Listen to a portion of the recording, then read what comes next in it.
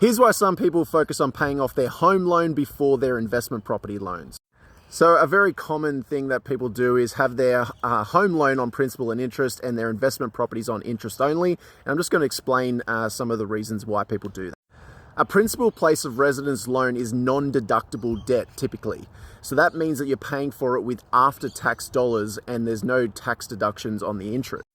Investment properties work quite differently. Because the interest is typically deductible, the net cost ends up being lower once tax is taken into consideration.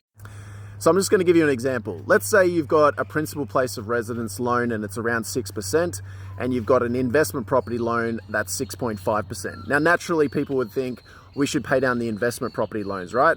The problem with that is when you look at the 6% on your principal place of residence loan, because the interest is not deductible, what you're doing is effectively paying exactly 6% in after-tax dollars.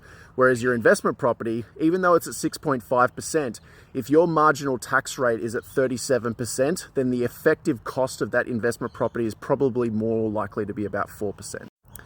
So even though the interest rate on your investment properties might be slightly higher, some people will see that the principal place of residence loan is actually more expensive when you look at the net cost.